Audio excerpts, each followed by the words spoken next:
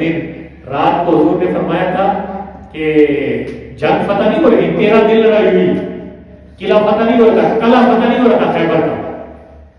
تو آپ نے فرمایا اچھا صبح میں جھنڈا اس بندے کو دوں گا جو بندہ خیبر کو فتح کرے گا. یہ آپ نے پہلے فرما دیا شام کو.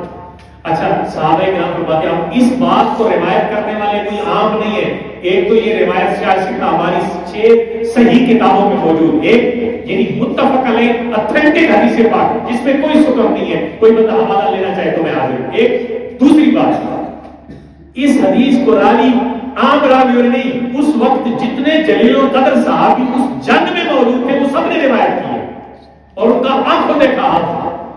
کیا آپ نے فرمایا کہ صبح میں جھنڈا اس کے ہاتھ میں دوں گا جس کے ہاتھ پہ اللہ نے فتح لکھا. اس سے 13 دن پہلے بھی تو لڑائی ہوتی رہی اور لیکن فتح نہیں ہو رہی تھی، کامیابی نہیں کر رہی.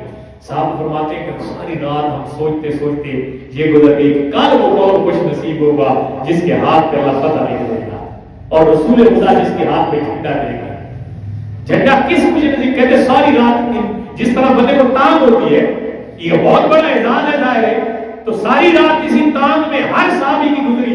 صبح کا سورج ہوا تو ہر بندے کا چہرہ کھل رہا تھا کہ آج ہماری قسمت جاگنے والی ہے اور اس موقع پہ ہمیں جناب ہماری عزت افزائی ہوگی اور ہمیں جھنڈا ملے گا، ہم کمانڈر بنیں گے وغیرہ وغیرہ. تو جب میدان لگا نا تو رسول خدا صلی اللہ علیہ وسلم نے ایسے نظر دوڑائی، سارے مجمع میں علی نہیں تھے، علی نہیں تھے. آپ نے فرمایا اے علی، علی کہاں ہے، کدھر ہے؟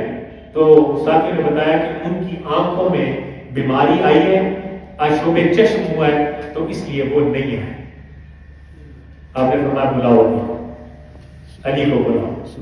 جب علی کو بلایا گیا تو آپ نے سب سے پہلے اپنا لعاب دہن علی کی آنکھ پہ لگایا. جو درد ہو رہا تھا آشوب چشم کا وہ دور ہو گیا. آنکھ ساتھ اب رسول خدا صلی اللہ علیہ وسلم نے جھنڈا مبارک علی کے ہاتھ میں دیا. سبحان اللہ. اور پھر فاتح خیبر شکن ہے، خیبر کے دروازے کو اس علی شیر خدا نے ایسے پھینکا جسے مطلب 70 لوگ نہیں اٹھا سکتے تھے، اس کو اٹھا کے پھینک دیا. اب یہ کہانیاں لگتی ہیں لوگوں کو، کہانیاں نہیں ہے، حکایت نہیں ہے، یہ حقیقت ہے. یہ طاقت اللہ دیتا ہے اور اللہ جس کو چاہے عطا فرما دے.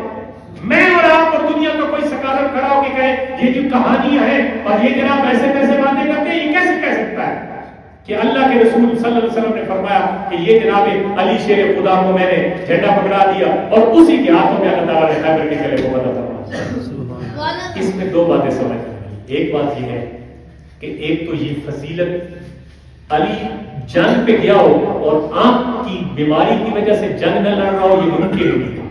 ایک بات، پیچھے کیوں بیٹھے رہے؟